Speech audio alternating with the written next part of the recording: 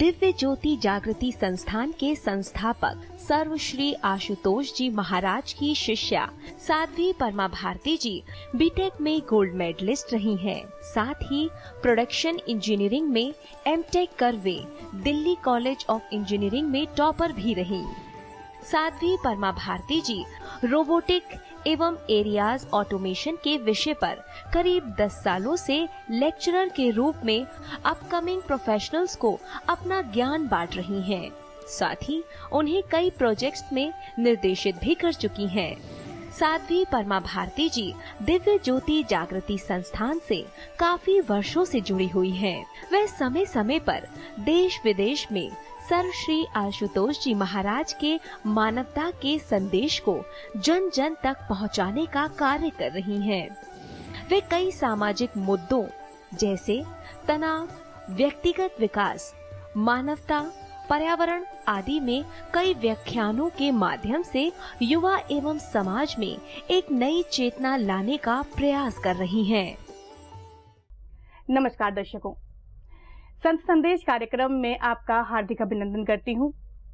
दर्शकों, संत संदेश कार्यक्रम के माध्यम से हम आपको ऐसे महानुभावों से मिलवाते हैं जिन्होंने अपने जीवन में न केवल उपलब्धियां हासिल की है बल्कि समाज को एक नई दिशा देने का भी कार्य किया है। इसी श्रृंखला में आज मैं आपको मिलवाने जा रही हूँ दिव्य ज्योति जागृति संस्थान के संस्थापक श्री आशुतोष जी महाराज की शिष्या साध्वी परमा भारती जी से। आपका बहुत बहुत स्वागत है। धन्यवाद। साध्वी जी, मैं अपना प्रश्न लेना चाहूंगी समाज से। जी। समाज में आजकल हम देख रहे हैं टीवी चैनलों में बहुत से समाचार सुनने को मिलते हैं, कई अनैतिक व्यवहार देखने को मिलता है और हमारी जो भारतीय संस्कृति है, भारतीय जो परंपरा है, उसको आगे बढ़ाने में हमारे देश में कई संस्थान हैं जो कार्यरत हैं। ऐसे में दिव्य ज्योति जागृति संस्थान क्या भूमिका निभा रहा है? जी देखिए, ज्योत्सना जी, आपने बात बिल्कुल सही की है कि आज जो समाज का स्तर है, हर डायमेंशन में हम देखें, चाहे वो मॉरल ग्राउंड्स पर है, चाहे वो एक पूरा ह्यूमनिस्टिक लेवल पर हम देखें, ओवरऑल उसकी पिक्चर लें, तो एक डाउनफॉल दिखती है। मतलब स्टैटिस्टिक्स आपको इस तरह से एक ड्रास्टिक डाउनफॉल ट्रेंड लेते हुए दिखेंगे कि शायद कहीं एंड नहीं दिखता। हर दिन आपको एक नई सेट ऑफ न्यूज़ दिखती है जो आपके लिए एक और दुख का और एक और शर्म का एक मुद्दा बन जाती है, जहां पर आप सोच भी नहीं सकते कि समाज में ऐसी भी स्थिति हो सकती है कहीं। शायद आज इंसान को इंसान का लेबल देने में भी कहीं ना कहीं हिचकिचाहट होने लगी है। इस तरह की गिरावट है आज समाज में। मुझे याद है अभी जब 9/11 अटैक जो हुआ था, उसकी जब 2006 में 5th एनिवर्सरी थी, तब रशिया के प्रेसिडेंट पुतिन ने अमेरिका को एक टीयर ड्रॉप मॉडल प्रेजेंट किया था, गिफ्ट, मतलब एक जिसे अपना फीलिंग्स एक्सप्रेस करने के लिए। आप सोचिए, एक देश दूसरे देश को अगर कुछ दे रहा है तो क्या, आंसू की बूंद। बिल्कुल। मतलब हम मुस्कुराहट देने चले थे एक दूसरे को, ये क्योंकि एक जिंदगी को मुस्कुराहट भरा बनाना था। लेकिन आज एक देश दूसरे देश को, यानी कि देश क्या है, लोगों का समूह, यानी व्यक्ति को आंसू बांट रहा है और हर कोई रो रहा है आज समाज में। और ये भी बात आपने ठीक कही कि आज भारत में ही क्या, पूरे वर्ल्ड में हर स्तर पर काम चल रहा है कि किसी तरह ये जो इतनी स्टीप डाउनफॉल है, इस चीज में कहीं रोकथाम हम कर सकें, कहीं किसी तरह हम एक फुल स्टॉप लगा सकें, ताकि ये जो समाज आज मृत्यु के कागार पर आ खड़ा हुआ है, कहीं उसमें फिर से जीवन स्पंदित हो सके। तो ज्योत्सना जी, मैं इस संदर्भ में बाकी जो प्रयास हो रहे हैं उनको सच में मैं एंडोर्स करती हूँ। Undoubtedly they play a very good role, क्योंकि सोसाइटी में हर लेवल पर काम जरूरी है। लेकिन जहाँ तक आपने दिव्य ज्योति जागृति संस्थान की भूमिका इसमें जाननी चाहिए, तो मैं यहाँ पर एक बहुत ही प्राउड फीलिंग के साथ आपके सामने ये बात रखना चाहूँगी कि सर श्री आशुतोष महाराज जी, जो दिव्य ज्योति जागृति संस्थान के फाउंडर एंड हेड हैं, महाराज जी आज समाज में जड़ के लेवल पर काम कर रहे हैं। मैं आपसे बहुत सिंपल सी बात पूछती हूँ। मान लीजिए एक पेड़ है आपके सामने, वो रोगग्रस्त है, ठीक है। अब अगर आपको उस पेड़ को स्वस्थ करना है और मैं आपके हाथ में एक मेडिसिन दे दूं, आप उस मेडिसिन को उन लीव्स पर रोज छिड़क दें, आप बताइए वो पेड़ स्वस्थ होगा? क्यों नहीं होगा? क्योंकि आपने जड़ तो उसकी टच ही नहीं की जहां पर असली रोग था। बिल्कुल। अगर आप जड़ को स्वस्थ कर देंगे तो जो बाकी का सारा ढांचा है वो अपने आप स्वस्थ हो जाएगा। बिल्कुल यही काम आज दिव्य ज्योति जागृति संस्थान कर रहा है। महाराज जी आज इंसान की जड़ पर काम कर रहे हैं। जड़ क्या है इंसान की? मन, सोच, उसके विचार। कहते हैं कि actions are the reflections of thoughts, right? एक इंसान क्या है? विचारों का समूह है। तो अगर एक व्यक्ति के विचार बदल जाते हैं, विचार सुंदर हो जाते हैं, तो व्यक्ति सुंदर होगा। व्यक्ति से समाज बनता है, समाज से देश बनता है और देश से विश्व बनता है। तो अगर आपने रूट लेवल को क्योर कर दिया, यानी इंसान के मन को सुंदर बना दिया, मन को रोगग्रस्त से रोग मुक्त कर दिया, तो व्यक्ति बदला, यानी मन बदला, मन से व्यक्ति बदला, व्यक्ति से उसका परिवार बदला, परिवार से समाज बदला, समाज से देश बदला और देश से विश्व बदलेगा। और ये मैं हाइपोथेटिकल स्टेटमेंट नहीं दे रही आपके सामने, बहुत ही लॉजिकल फ्लो है। और मैं इसीलिए ये चीज आज बोल रही हूँ क्योंकि हमने देखा है कि कैसे आज इंसान के मन पर काम करने की जरूरत है। मैंने सर श्री आशुतोष महाराज जी के मुख से एक बार ये उदाहरण सुना था और जो आपके प्रश्न को बिल्कुल मैं कहती हूँ सटीक उत्तर देता है ये चीज। महाराज जी के पास एक बार बहुत सारे रेवोल्यूशन, मतलब जो समाज में चेंज लाना, रिफॉर्मर्स का ग्रुप, उसमें साइंटिस्ट्स भी थे, उसमें प्रोफेसर्स थे और बहुत ही इंटेलेक्चुअल क्लास थी समाज की, जो समाज में कुछ बदलाव लाने के लिए, साइंटिस्ट्स भी थे and they wanted to bring some change in society.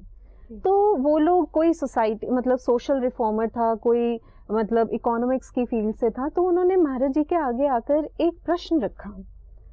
महाराज जी को उन्होंने कहा कि महाराज जी, आप आज की डेट में जहां समाज में इतनी गिरावट है और जहां अगर आज समाज को उत्थान देना है, और खासकर भारत की बात करें क्योंकि वो भारत को बिलोंग करते थे, तो उन्होंने भारत के लिए अपनी कंसर्न शो करते हुए महाराज जी को कहा कि महाराज जी, आज अगर हमें अपने देश को सच में उठाना है ना, तो आप ये क्या अध्यात्म में आपने क्या ये सब अध्यात्म क्या उसमें भूमिका निभाएगा? अगर काम करना है तो टेक्नोलॉजी में रेवोल्यूशन लाइए, इकोनॉमिक्स में रेवोल्यूशन लाइए, सोशल रेवोल्यूशन लाइए। ये सब रेवोल्यूशंस आज की डेट की डिमांड है। तो महाराज जी गंभीर हुए और महाराज जी ने जो एक पंक्ति बोली, उसके बाद वो सारी इंटेलेक्चुअल क्लास चुप थी, क्योंकि उन्होंने कभी सोचा ही नहीं था बेसिक फ्लॉ कहाँ है। महाराज जी ने एक उदाहरण दिया। महाराज जी कहते हैं, मान लीजिए एक घर में गॉड फॉरबिड कहीं आग लग गई, ठीक है? अब आग लग गई है, आप उस घर के मालिक हैं। अब आप सबसे पहले क्या काम करेंगे? क्या आप फर्नीचर संभालेंगे? क्या आप सारी वार्डरोब संभालेंगे? क्या इन सब चीजों को संभालेंगे, या सबसे पहले आप आग बुझाने के लिए प्रयासरत होंगे? बताइए क्या करेंगे? बताइए। आग बुझाएंगे सबसे पहले, क्योंकि अगर आग बुझ गई तो जो सारा विनाशकारी एक नृत्य चल रहा है वो सब अपने आप थम जाएगा ना। इसी तरह महाराज जी ने कहा, आज ये समाज और ये समाज से जो पूरा विश्व ये जो बना है, ये जल रहा है आज, इट्स ऑन फायर। ये कौन सी आग है? ये हमारी विकारों की आग, हमारी नेगेटिविटी, हमारी वाइसेस, हमारी विषय वासनाएं, हर स्तर पे एक इनसिक्योरिटी, एक फ्रस्ट्रेशन, एक वायलेंस, एक मतलब अनकंट्रोल्ड एंगर, हर स्तर पे एक आग लगी हुई है समाज में और विश्व धू धू कर जल रहा है। महाराज जी ने कहा, ऐसे में अगर सच में समाज का उत्थान चाहते हो तो पहले इस समाज को जलने से बचाना होगा। और ऐसे में ये जो अध्यात्म है, सिर्फ अध्यात्म है जो शांति की शीतल फुहारों को इसके ऊपर बरसा कर इस आग को बुझा सकती है। और तब महाराज जी ने कहा, spiritual revolution is the mother of all revolutions. ये जननी है सारे रेवोल्यूशन की, क्योंकि अगर इंसान बच गया, अगर उसकी मानसिकता संभल गई, तो फिर सारा विश्व अपने आप संभल जाएगा। तो इसीलिए दिव्य ज्योति जागृति संस्थान आज एक एक इकाई पर काम कर रहा है। महाराज जी व्यक्तिगत स्तर पर इस ज्ञान को, ब्रह्म ज्ञान को, जो सिर्फ ऑर्नामेंटल वर्ड्स या थ्योरी से नहीं बना, ये अपने भीतर उस परमात्म शक्ति का, आपके असली स्वरूप का, आपके वास्तविक अस्तित्व का साक्षात अनुभव है, दर्शन है। और जब आप अपने आप से परिचित होते हैं, रूबरू होते हैं और अपनी दिव्यता को जानते हैं, समझते हैं, तो फिर औरोबिंदो कहते हैं कि जब आपने अपनी आत्मा को जान लिया और ऐसे ही एक एक व्यक्ति ने अपनी आत्मा को जान लिया, देन हु विल हर्ट हुम, कौन किसको मारेगा? क्योंकि आप समझ गए, जैसे मेरा लेफ्ट हैंड जानता है कि राइट हैंड भी मेरा है, तो लेफ्ट हैंड राइट हैंड को कभी हर्ट नहीं करेगा, कभी नहीं करेगा ना, क्योंकि मैं जानती हूँ कि ये दोनों एक ही सत्ता के अंश हैं। इसी तरह जब एक व्यक्ति आत्मा के स्तर पर जानता है, जाग जाता है, महाराज जी कहते हैं जहाँ जागरण है वहाँ आचरण है, तो जब वो आत्मा के स्तर पर जाग जाता है तो ऐसे ही जब एक एक इकाई जागती है तो उसे पता चल जाता है, जैसे ये लेफ्ट हैंड और राइट हैंड एक दूसरे के साथ मिलकर काम करते हैं ना, इसी तरह हर एक व्यक्ति समझता है कि हम उसकी ही संतान हैं। ये जो आज बहुत बड़ी बड़ी थियोरीज अच्छी लगती हैं, हम बचपन से सुनते हैं, एक पिता एक कस के हम बारिक, इसको आज रियलाइज करने की जरूरत है, शब्दों से उठकर इसको प्रैक्टिकली अपने अंदर उतारने की जरूरत है, और ये काम आज दिव्य ज्योति कर रहा है। साध्वी श्री, अभी आपने बताया हमें कि जो दिव्य ज्योति जागृति संस्थान है किस तरह से समाज में कार्य कर रहा है और किस तरह से लोगों को जागरूक करने का भी कार्य कर रहा है। अगर हम बात करें धर्म और अध्यात्म की, जी, आप उसको किस रूप में परिभाषित करेंगी? देखिए, वैसे तो ये सिर्फ शब्दों से हम कई बार उलझ जाते हैं, और हालांकि आप लिटरल मीनिंग जानना चाहेंगे तो भी बहुत सिंप्लीफाइड है, इसमें कहीं उलझने की भी जरूरत नहीं है, जो एक बहुत कंफ्यूजन्स कर दी जाती हैं कि धर्म क्या है, अध्यात्म क्या है, हम तो धार्मिक हैं, या हम सिर्फ अध्यात्म में विश्वास रखते हैं, हम धर्म में नहीं विश्वास रखते। ये सब सिर्फ अपने आप को उलझाने की और एक कंफ्यूजन क्रिएट करने की बात है। बहुत सुलझा हुआ है पूरा कॉन्सेप्ट। वैसे तो अगर आप बिल्कुल कोर लेवल पर बात करें, सीधी सीधी सी बात है, अगर मैं शब्दों पर भी जाऊं, अध्यात्म यानी अध्ययन आत्मा का, शब्द ही इससे बना है। आप इंग्लिश में कहते हैं spirituality, right? Spirituality is the knowledge of spirit, यानी अध्ययन आत्मा का। जब आप अपनी आत्मा का अध्ययन करते हैं, आप अपनी आत्मा के साथ फेस टू फेस रियलाइजेशन कर लेते हैं, दैट इज अध्यात्म। आपकी अंतर अनुभूति आपने की, आपने अपनी वास्तविक तत्व को जान लिया, जिसके लिए भगवान श्री कृष्ण कहते हैं, अर्जुन तू मुझे तत्व से जान। अर्जुन सामने खड़ा है भगवान श्री कृष्ण के, गीता में वार्तालाप चल रही है, आप जानते होंगे, और बहुत लंबी डिस्कशन चलती है। भगवान उन्हें बहुत सारे तरह तरह के योग के, सांख्य योग, उसके बाद काफी सारे उनको उपदेश देते हैं। एक स्टेज पर आकर, आप जानते होंगे गीता में 18 चैप्टर हैं कुल, वहां पर भगवान श्री कृष्ण 11th चैप्टर तक आते आते अर्जुन को बहुत सब कुछ काफी सब समझा चुके हैं, लेकिन फिर भी अर्जुन समझ नहीं रहा है ना। वहां पर अर्जुन को भगवान श्री कृष्ण बहुत ही स्ट्राइकिंग स्टेटमेंट बोलते हैं। भगवान श्री कृष्ण कहते हैं कि अर्जुन, न तू माम शक्य से द्रष्टुम अननैव स्वचक्षुषा। संस्कृत में आप जानते होंगे चक्षु का माने आंख। तो भगवान श्री कृष्ण कहते हैं, अब सोच कर देखिए, सेटअप पूरा विजुअलाइज कीजिए, अर्जुन और कृष्ण सामने खड़े हैं फेस टू फेस, है ना। वहां पर भगवान श्री कृष्ण कहते हैं, न तू माम शक्य से, अर्जुन तू मुझे नहीं देख सकता इन दो आंखों से। बड़ी हैरानी की बात है, अर्जुन सामने है, ना अर्जुन की आई साइट वीक है, ना कहीं कृष्ण और उनके बीच में कोई पर्दा है, बिल्कुल फेस टू फेस खड़े हैं, फिर भी कृष्ण इतनी स्ट्राइकिंग बात और कॉन्ट्रडिक्टरी जो दिखती है, भगवान कह रहे हैं यू कैन नॉट सी मी, तू मुझे देख नहीं सकता। भगवान कौन से रूप की बात कर रहे हैं? क्योंकि अभी तक आध्यात्मिक जागृति, जिसमें अध्यात्म शब्द पे ही आ रही हूँ, आत्मिक जागृति तत्व से नहीं देख रहा था अभी अर्जुन उनकी बाहरी रूप को देख रहा था। नेक्स्ट स्टेटमेंट में भगवान श्री कृष्ण सारा क्रिस्टल क्लियर कर देते हैं, सारा फॉर्मूला खोलकर। भगवान कहते हैं, दिव्यम ददामी ते चक्षु पश्य में योगमेश्वरम। पश्य, फिर से जो संस्कृत वर्ड काफी लोग जानते होंगे, इसका मतलब होता है देखना। भगवान श्री कृष्ण ने बिल्कुल अध्यात्म की क्रिस्टल क्लियर डेफिनेशन रख दी कि अर्जुन, मैं तुझे वो दिव्य दृष्टि देता हूँ, दिव्य चक्षु देता हूँ, जिससे तू मेरा ये योग स्वरूप देखेगा, मेरा तत्व स्वरूप देखेगा। और तत्व स्वरूप क्या है? वो परमात्मा और हम आत्मा, आत्मा परमात्मा का अंश है। जैसे एक सागर से निकली हुई बूंद का और एक सागर का आप एनालिसिस करेंगे, दोनों की केमिकल प्रॉपर्टी सेम आएंगी, राइट? इसी तरह परमात्मा कह रहे हैं कि अर्जुन तत्व से जान, यानी अर्जुन तू अपने वास्तविक स्वरूप को जान। और आप जानते होंगे गीता में भगवान श्री कृष्ण उस समय अर्जुन को अपना विराट रूप दिखाते हैं। बिल्कुल। और ये विराट रूप अर्जुन ने कहाँ देखा था? अपने घट भीतर, क्योंकि अर्जुन को भगवान श्री कृष्ण ने अध्यात्म के बहुत बड़े बड़े लेक्चर्स यहाँ पर भगवान ने प्रूव कर दिया पूरे समाज के आगे कि अगर स्वयं भगवान भी संदेश दे रहे हैं तो भी शब्दों से नहीं, उसको प्रयोगात्मक रूप पर, उसको प्रैक्टिकल लेवल पर लाना होगा। अर्जुन को अभी तक जितनी थ्योरी दी थी ना, उसको भगवान ने प्रैक्टिकली इंप्लीमेंट कर दिया। आज अर्जुन इस स्तर पर आकर, जब अर्जुन से भगवान श्री कृष्ण पूछते हैं क्या देखते हो अर्जुन, जब वो कहते हैं कि मैं तुम्हें दिव्य चक्षु देता हूं, तो अर्जुन से पूछते हैं, अर्जुन के 2 नेत्र बंद हैं, और अर्जुन से भगवान पूछते हैं किन पश्यसि, क्या देखते हो? तो अर्जुन कहता है दिव्य सूर्य सहस्त्रस्य की केशव, आप हजारों सूर्य भी आसमान में अगर उदय हो जाए ना, उससे भी ज्यादा मैं तेज और दिव्य प्रकाश अपने भीतर देख रहा हूं। तब भगवान ने कहा था ये तत्व रूप है, ये है अध्यात्म। जहां अध्ययन कर लिया आपने अपने वास्तविक स्वरूप का, आप तत्व से जान गए अपने आप को। और अब धर्म क्या है?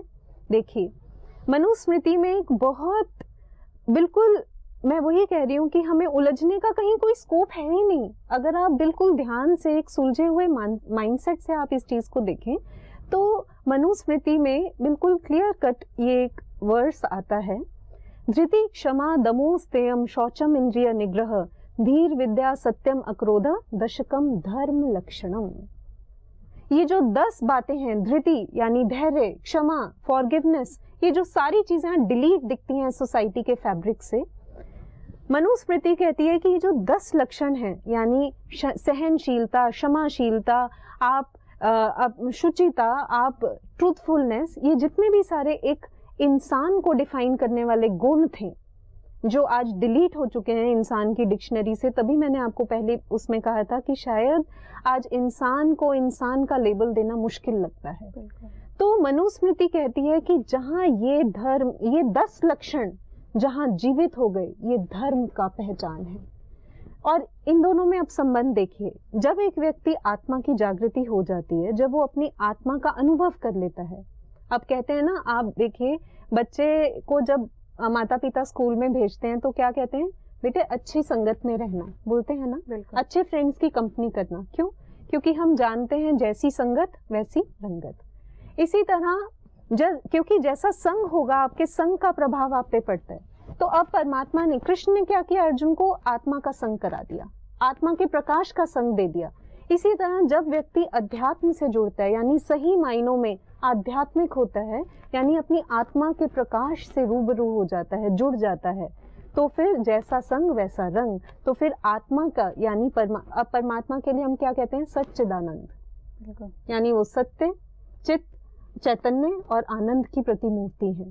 तो आपका व्यक्तित्व भी हो ही नहीं सकता, मैं यहाँ स्टैम्प पेपर पे गारंटीड आपको ये लिख कर दे सकती हूँ, जो व्यक्ति साधना से जुड़ गया, इस आत्मा की जागृति से जुड़ गया, उसके आचरण में ना बदलाव आए, उसके धर्म के ये 10 लक्षण उसमें ना फलीभूत हो, ऐसा हो ही नहीं सकता। क्योंकि जहां पर एक्शन है वहां रिएक्शन है, cause and effect is the law of this universe.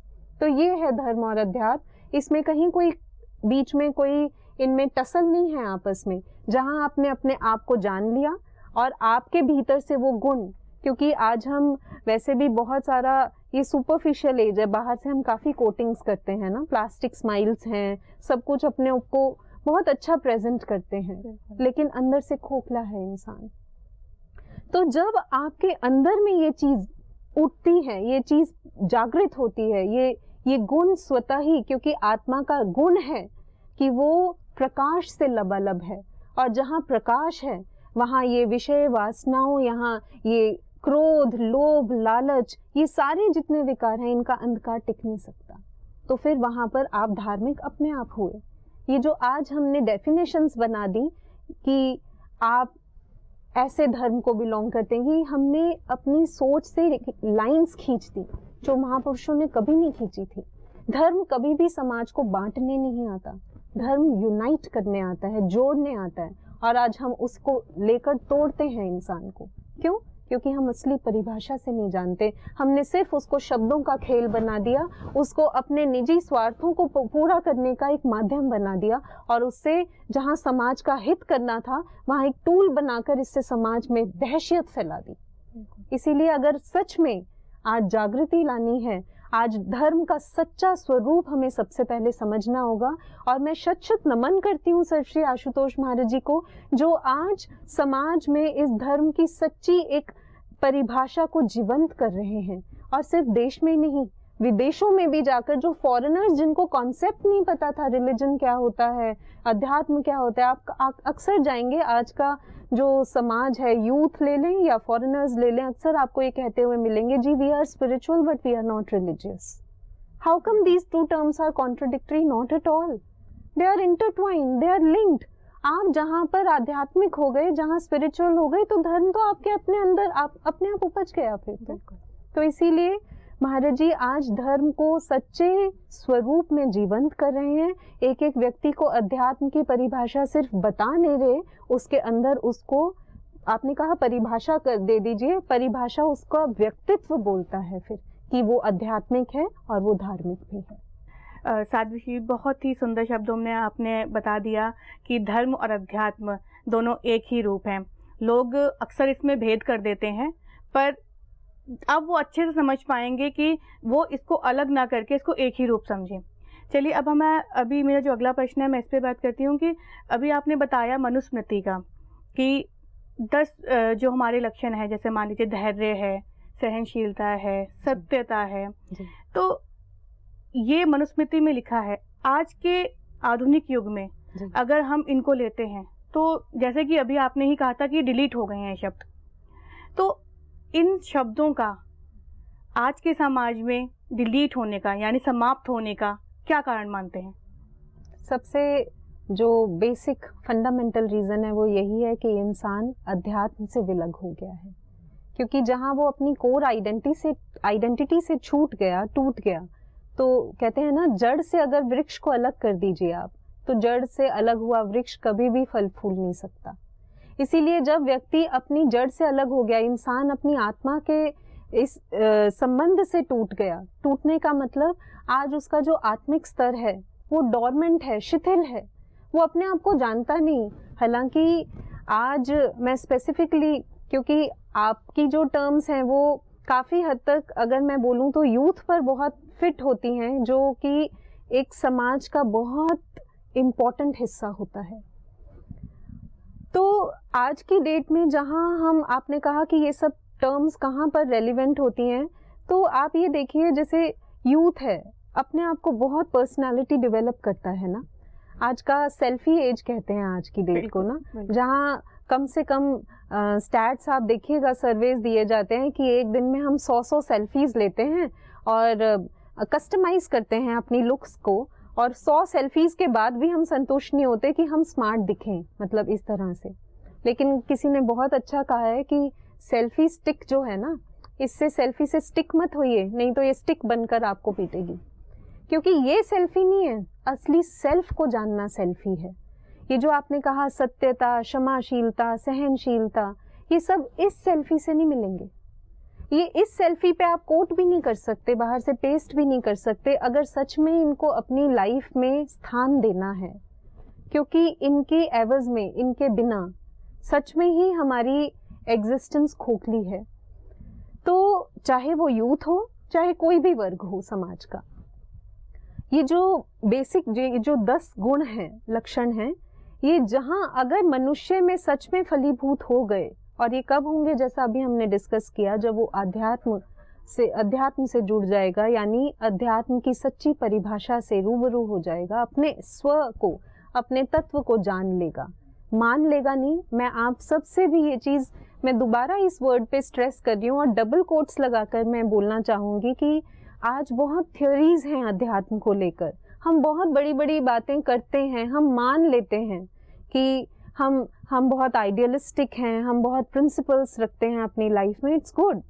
लेकिन अध्यात्म और धर्म, ये जो कॉन्सेप्ट है, ये सिर्फ मानने का कॉन्सेप्ट नहीं है। महाराज जी कहते हैं ये जानने का विषय है। स्वामी विवेकानंद कहते हैं religion is realisation of God. Realise करने का मुद्दा है।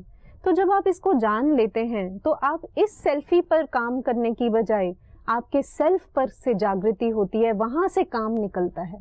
और जहां सेल्फी, आप अपनी सेल्फ, असली सेल्फ की क्लिक आपने ले ली ना, फिर वहां पर आपके जीवन में ये जो आप कह रहे हैं ना डिलीट हो गए हैं, जो अभी डिस्कशन हुई, तो ये फिर से वापस इंसर्ट हो जाएंगे, अपनी अपनी पोजीशन ले लेंगे। और आप सच में जो आज बाहर से पर्सनालिटी डेवलपमेंट के कोर्सेज होते हैं, बहुत सारे कम्युनिकेशन स्किल्स के कोर्सेज होते हैं, ताकि हम एक सिविलाइज्ड इंडिविजुअल बन सकें समाज में। No doubt they are playing a good role, but इसके साथ साथ ये सिर्फ, जैसा हमने शुरू में डिस्कस किया था, ये सिर्फ पत्तों पर काम करने के बराबर होगा।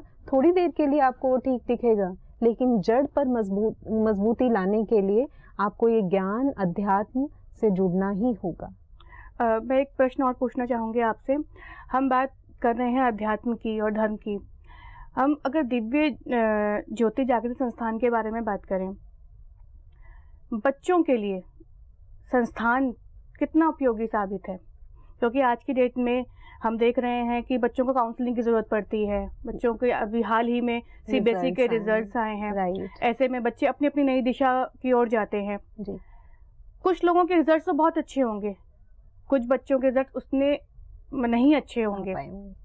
तो ऐसे में ज्ञान क्या भूमिका निभाता है बच्चों के जीवन में? क्या हम इसको रिलेट कर सकते हैं? बिल्कुल 100% रिलेट कर सकते हैं।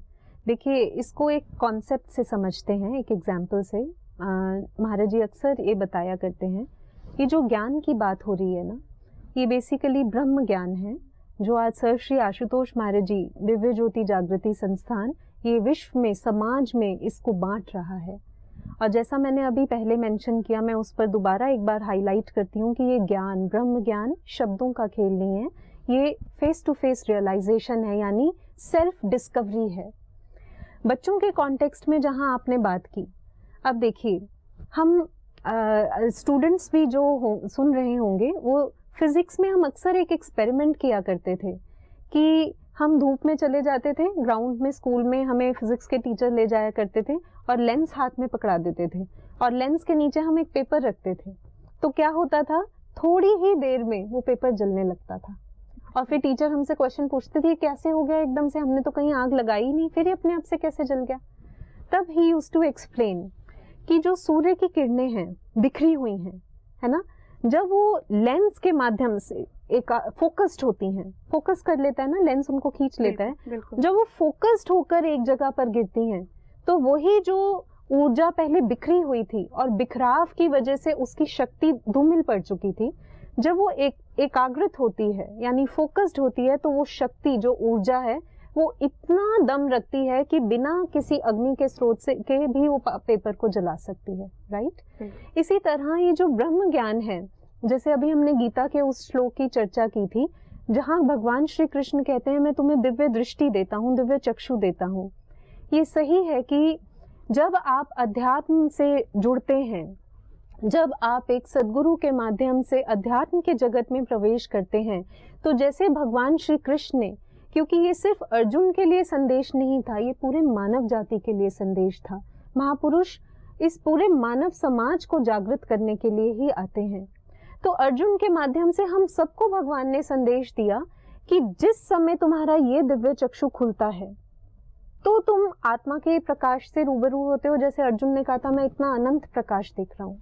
आपने बच्चों की जहां बात की, जब ये ज्ञान से बच्चे जुड़ते हैं, and I would like to mention here, यहाँ पर 10 साल की उम्र से लेकर आपको हर एज के बच्चों को, और उससे पहले भी बच्चे अपने पेरेंट्स के साथ सत्संग में आते हैं, प्रोग्राम सुनते हैं। क्यों? क्योंकि ये ऑर्थोडॉक्स स्टेप नहीं लगता उनको। पेरेंट्स को मालूम है जहाँ इतनी प्रैक्टिकल स्तर पर आत्मा से जगे हुए जो लोग हैं वो बैठते हैं, तो वहाँ की वाइब्रेशंस प्योर होती हैं, तो बच्चों को लाते हैं। तो अभी हाल ही में स्कूल की वेकेशंस थी, तो उनको सबको अभी दीक्षा भी मिली है ज्ञान की। तो क्या होता है, जब उनका ये नेत्र खुलता है, तो फिर ये जो हमारी माइंड के थॉट्स हैं, थॉट्स क्या हैं? Packet of energy. तो जब ये नेत्र खुलता है, तो ये जो सारी एनर्जी की रेज हैं, जो स्कैटर्ड हैं, जिसकी वजह से हमारा थॉट कहीं हमें फ्रेंड याद आ रहा है, बुक खुली है सामने, एक पैराग्राफ हम पढ़ रहे हैं लेकिन उसको पढ़ने में हम 1 घंटा लगा देते हैं। क्यों? अरे आज मुझे उस फ्रेंड के साथ जाना था, उसको तो मैंने ये जवाब देना था। ये थॉट स्कैटर्ड है। लेकिन जब आप साधनस्थ होते हैं इस ज्ञान के बाद, तो फिर ये भी एक तरह से लेंस का काम करता है। सारी आपकी एनर्जी जो स्कैटर्ड है वो फोकस्ड होती है, और फिर आपके अंदर जो जितनी भी कंफ्यूजन्स हैं, जितनी भी ये सारी एम्बिग्विटीज हैं, ये ध्वस्त होती हैं, खत्म होती हैं। तो आपकी कंसंट्रेशन लेवल, जो एक स्टूडेंट के लिए सबसे बड़ा हथियार है अपने आप को प्रूव करने का, अपने आप को करियर में एस्टेब्लिश करने का, ये ज्ञान उसको सच्ची कंसंट्रेशन देता है। और मुझे लगता है कि स्वामी विवेकानंद के बारे में सब जानते हैं कि वो लाइब्रेरी से बुक्स लाते थे और थोड़े ही घंटों बाद वो लौटा देते थे। इतनी मोटी मोटी बुक्स तो लाइब्रेरियन पूछती थी क्या सिर्फ पेज पलट कर देते हैं क्या? वो पेज पर कौन से पेज नंबर पर क्या लिखा है वो भी मेंशन करते थे। दिस इज कंसंट्रेशन, क्योंकि विवेकानंद इसी ज्ञान से जुड़े थे। बिल्कुल। मेरा एक रिलेशनशिप के ऊपर मैं क्वेश्चन पूछना चाहूंगी। रिश्ते आज के आधुनिक युग में जी, रिश्तों में वो खटास क्यों पैदा होती जा रही है? रिश्तों में वो प्रगाढ़ता नहीं है, लोग आपस में तनाव का भी नाम दे देते हैं, समय नहीं है। इन सब के बीच में जो अध्यात्म है वो संबंधों को कैसे बनाए रखेगा? बहुत खूबसूरत प्रश्न है आपका और बहुत रेलिवेंट है, क्योंकि आज जहाँ पर समाज की हालत है, चाहे आप प्रोफेशनल रिलेशंस लें या पर्सनल रिलेशंस लें, किसी ने बहुत सुंदर ये चीज मेंशन की थी, आज घरों के बाहर हम शांति निवास लिख देते हैं लेकिन अंदर अशांति निवास करती है। और या प्रोफेशनल फील्ड में ले लीजिए, ईगो हैसल्स हैं, एक दूसरे की कहते हैं ना क्रैब मेंटालिटी है, अगर एक प्रमोट हो रहा है तो उसको टांग खींचने वाले बहुत मिल जाते हैं। तो रिलेशनशिप्स में सच में खटास है। हालांकि जिंदगी कहते हैं कि सुरों का मेल है, जिसमें हाई नोट्स भी होने चाहिए और लो नोट्स भी। खट्टा मीठा चलना चाहिए लेकिन कड़वाहट नहीं होनी चाहिए, और आज कड़वाहट खुल गई है। तो ये हाई नोट्स का और लो नोट्स का जो समन्वय होने से जो संगीतमय जिंदगी होनी चाहिए थी, रिश्ते होने चाहिए थे, वहां आज शोर हो चुका है। वहां आज आपसी तनाव का, आपसी कहीं ना कहीं डिफरेंसेस का एक मतलब बहुत ही डिस्टरप्टेड एक सेटअप दिखता है। ऐसे में सबसे बड़ा जो अध्यात्म है वो कैसे भूमिका निभाता है? देखिए, यहाँ जितने भी इसकी जो मैं रूट प्रॉब्लम अगर मेंशन करूँ ना, वो है हमारी ईगो। मैं तो कई बार हैरान होती हूँ, हमारी टर्म्स में भी ईगो झलकती है। हम कई बार बोलते हैं ना HOD, head of the department. मैं कहती हूँ हेड क्यों? आपका हेड यानी मैं ही तो बाहर आई ना। हार्ट ऑफ द डिपार्टमेंट कहिए उसको, हेड ऑफ द डिपार्टमेंट क्यों? मतलब हर जगह हमारी मैं बोलती है। इवन चलिए मैं आपको एक इंग्लिश का सेंटेंस बताती हूँ, कोशिश कीजिएगा अगर आप उसमें मिस्टेक ग्रामेटिकल एरर पर निकाल सकें। बहुत सिंपल है, आप सब भी ट्राई कीजिए। मैं एक सेंटेंस बोल रही हूँ, आप इसको ग्रामेटिकल पॉइंट से चेक करिएगा कितना ठीक है या कहीं कोई गलती है। I, Jyotsna ji and brother Sushil went to attend a Disha program. I, Jyotsna ji and brother Sushil went to attend a program by Disha channel or a conference by Disha channel, whatever. कहीं कोई मिस्टेक है इसमें? नहीं लग रही ना? बिल्कुल, शायद आप सबको भी नहीं लगी होगी, लेकिन जिन्होंने इसको ग्रामेटिकल पॉइंट ऑफ व्यू से बारीकी से देखा होगा, इसमें सबसे बड़ा ब्लंडर है कि आई कभी भी इंग्लिश के सेंटेंस में पहले नहीं लगेगा जहां आप 2-3 लोगों की बात कर रहे हैं।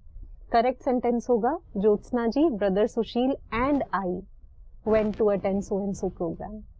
सोचिए, एक इंग्लिश ग्रामर का रूल भी आपको ये सीख देता है कि अपनी मैं को सबसे पीछे रखिए। तो जब अब अध्यात्म कैसे ये भूमिका निभाता है? अध्यात्म में जैसे मैंने आपको कहा कि आप अपने वास्तविक स्तर से जुड़ते हैं। तो एक इंसान जहां सपोज एक हस्बैंड है और एक वाइफ है, जहां टसल है ईगो की, या एक बॉस है और एक एम्प्लॉय है जहां फिर से टसल है, तो वहां पर वो अपने वास्तविक स्तर से जब रूबरू होता है तो उसको समझ आ जाती है कि he and me are at the same level when it comes to the soul. तो इसीलिए नोबडी इज बिगर और स्मॉलर और अपर और lower in the eyes of God. तो जब हम उस एंगल पर अपने आप को जोड़कर काम करते हैं तो सबसे बड़ा ये ईगो का जो फैक्टर है वो डिलीट होता है।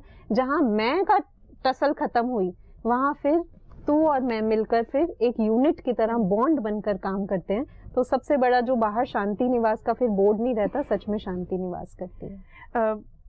लास्ट वीक अंत में मैं दिशा टीवी के दर्शकों को अगर आप कोई संदेश देना चाहें जिससे वो अपने नई उनको दिशा मिले, उनको एक नया मार्गदर्शक मिले। देखिए, मुझे तो आपके चैनल का नाम ही अपने आप में एक बहुत बड़ा मैसेज गिविंग सोर्स लगता है, और मैं इसको एक बहुत ही शॉर्ट और क्रिस्प एग्जाम्पल से, जो मैंने महाराज जी के ही मुख से सुना है, उसी के थ्रू इसको वाइंड अप भी करूँगी।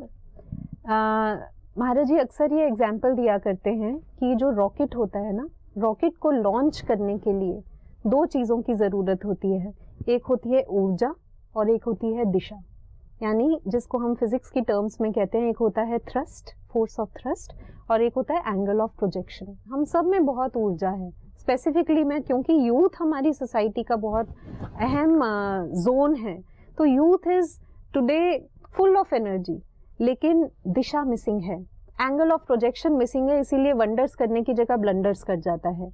तो दिशा के माध्यम से मैं यही संदेश देना चाहूंगी कि आज दिव्य ज्योति जागृति संस्थान युवाओं को, पूरे समाज को, एक एक इकाई को, एक एक मानव को यही दिशा का देने का काम कर रही है, यानी जो उसके अंदर की क्षमताएं हैं, उसकी ऊर्जा है, उसको सही ओरिएंटेशन देने का काम कर रही है। और जैसा हम कहते ही हैं कि जब दिशा संवरेगी तो दशा अपने आप संवर जाएगी। यही संदेश है कि स्पिरिचुअलिटी को आप कोई ऑर्थोडॉक्स कॉन्सेप्ट या किसी पिछड़े हुए ज़माने का कॉन्सेप्ट लेकर ना चलें। ये सच में जैसा मदर ऑफ रेवोल्यूशन है, अगर सच में महाराज जी जैसा कहते हैं कि जहाँ मानव में क्रांति है वहीं से विश्व में शांति है, तो यही संदेश है कि अपने भीतर ये आध्यात्मिक क्रांति लाएं, ऐसे महापुरुष की खोज करें, और अगर आपको कहीं ना मिले तो दिव्य ज्योति जागृति संस्थान में आप सादर निमंत्रित हैं, आमंत्रित हैं, क्योंकि यहाँ से आप खाली हाथ नहीं जाएंगे। साध्वी श्री, आपने इतना मूल्य समय हमको दिया, उसके लिए बहुत बहुत धन्यवाद। धन्यवाद।